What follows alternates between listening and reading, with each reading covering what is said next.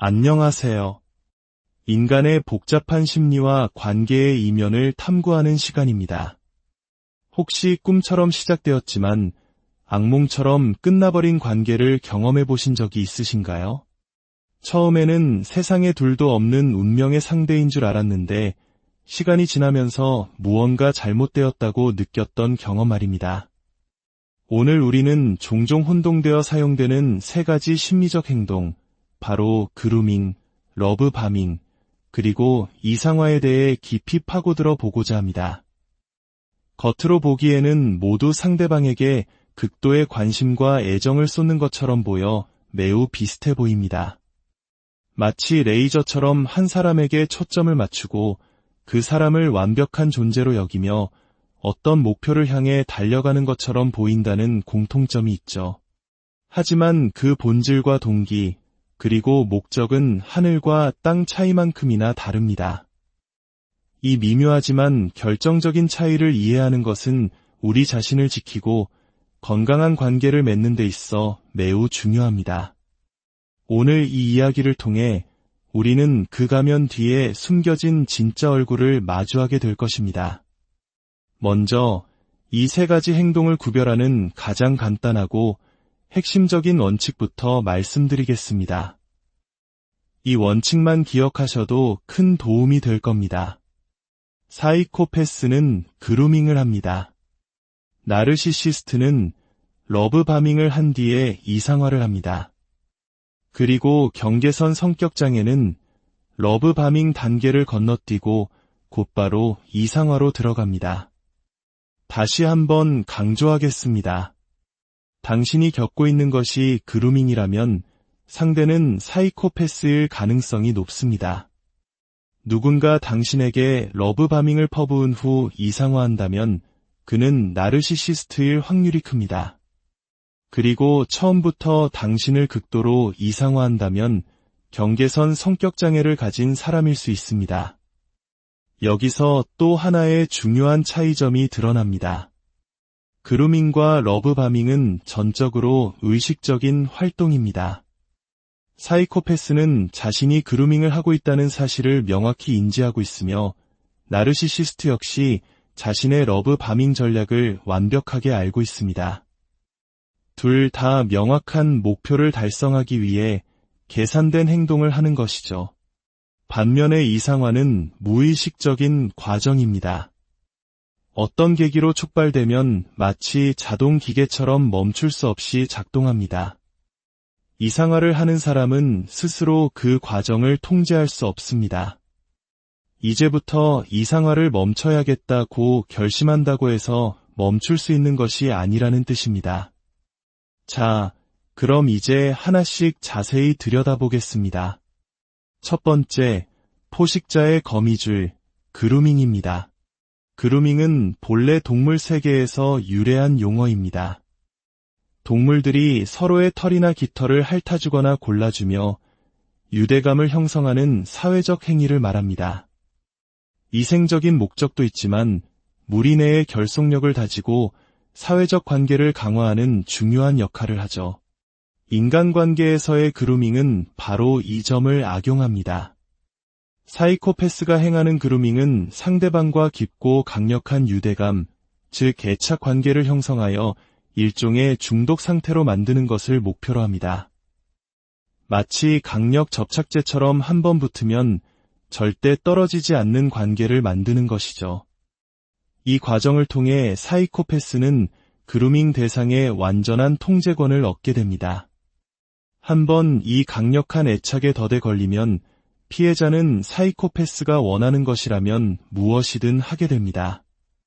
자신의 비판적인 사고 능력과 현실 판단 능력은 마비되고 오직 사이코패스의 의지에 따라 움직이는 꼭두각시가 되어버리는 것입니다. 이것은 종종 교묘한 가스라이팅을 동반하며 피해자가 스스로를 의심하게 만들고 결국에는 가해자에게 전적으로 의존하게 만듭니다. 그루밍의 궁극적인 목표는 사랑이 아니라 절대적인 통제입니다. 두 번째, 환상의 무대, 러브바밍입니다. 러브바밍은 그루밍과는 목표가 완전히 다릅니다. 이것은 나르시시스트의 전형적인 행동 패턴입니다.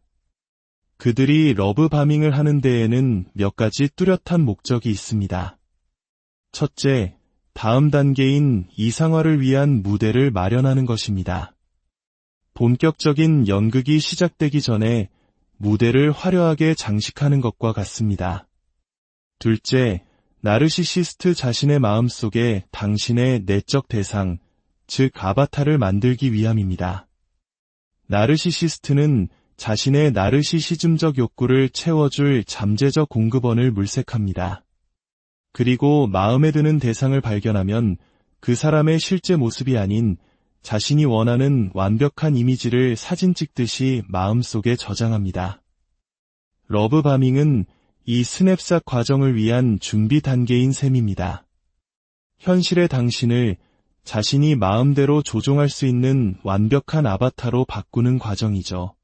셋째, 일종의 오디션입니다. 나르시시스트는 당신에게 폭탄처럼 사랑을 쏟아부으면서 당신의 반응을 테스트합니다. 과연 이 사람이 나에게 푹 빠져서 헤어나오지 못할까? 내가 만든 환상 속에 기꺼이 들어올 준비가 되어 있는가? 등을 시험하는 것입니다. 당신의 반응은 이 오디션의 합격 여부를 결정합니다. 마지막으로 공유된 환상이라는 둘만의 가상현실을 구축하기 시작하는 단계입니다. 러브바밍은 나르시시스트가 감독하고 주연하는 한 편의 거대한 판타지 소설의 서막과도 같습니다. 결론적으로 러브바밍은 당신을 위한 것이 결코 아닙니다. 그것은 전적으로 나르시시스트 자신을 위한 행위입니다. 당신이 자신의 판타지에 꼭 맞는 완벽한 상대인지, 자신을 무조건적으로 사랑해줄 어머니 같은 존재가 될 수 있는지, 자신에게 성, 공급, 서비스, 안전이라는 네 가지를 제공해줄 수 있는지 확인하는 과정일 뿐입니다. 그래서 러브바밍을 당할 때는 어딘가 비현실적이고 과장되었다는 느낌을 받게 됩니다. 너무 좋아서 오히려 불안하다거나 이게 진짜일까 하는 의심이 드는 것은 바로 그 때문입니다. 모든 것이 연극처럼 느껴지는 불편함, 그것이 러브바밍의 특징입니다. 이 복잡한 심리적 역학을 이해하는 것은 우리 자신과 주변 사람들을 보호하는 첫걸음입니다. 만약 오늘 내용이 유익하다고 느끼셨다면 좋아요와 구독을 통해 이 중요한 지식이 더 많은 분들에게 전달될 수 있도록 도와주세요. 여러분의 작은 행동이 누군가에게는 큰 도움이 될 수 있습니다. 자, 이제 나르시시스트가 러브바밍이라는 오디션을 끝내고 나면 시작되는 단계, 바로 이상화에 대해 알아보겠습니다.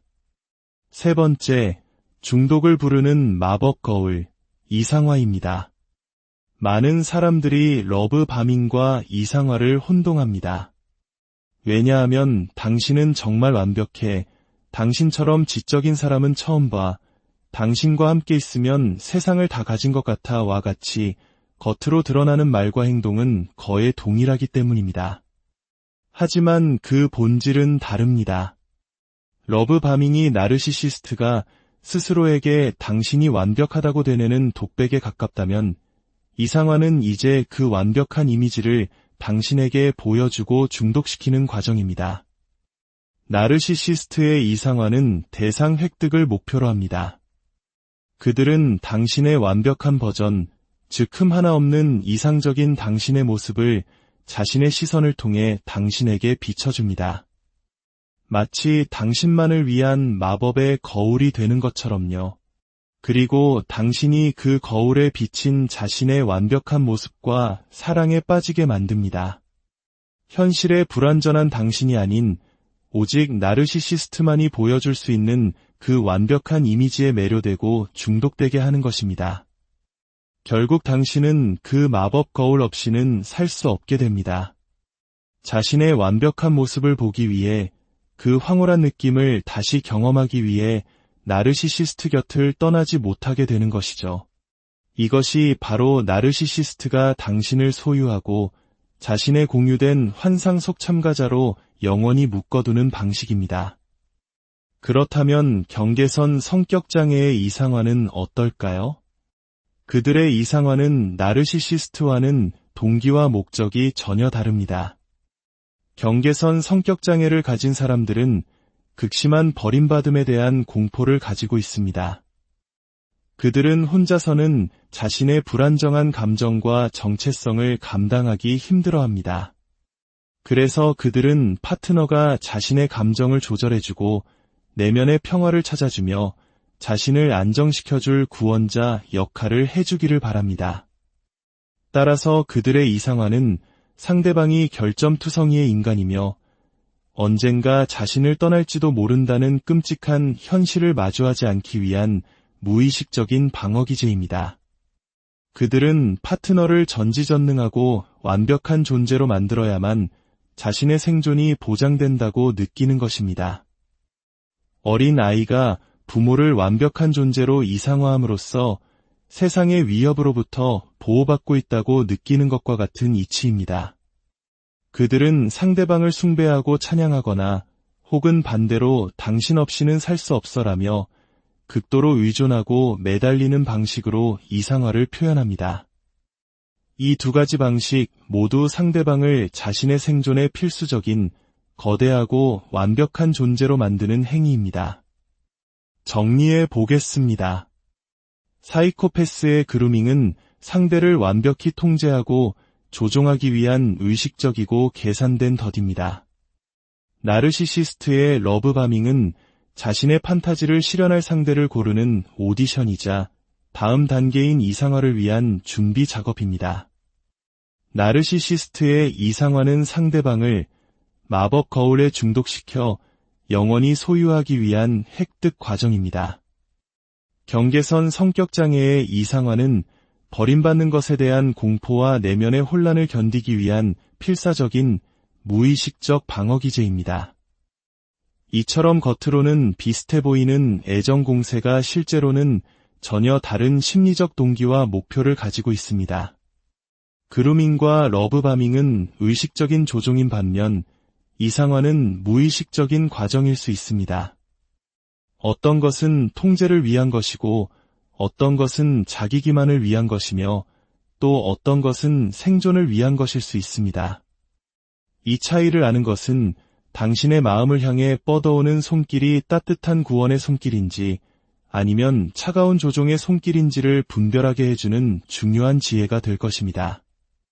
부디 이 지혜를 통해 스스로를 지키고 진실하고 건강한 관계를 만들어 나가시길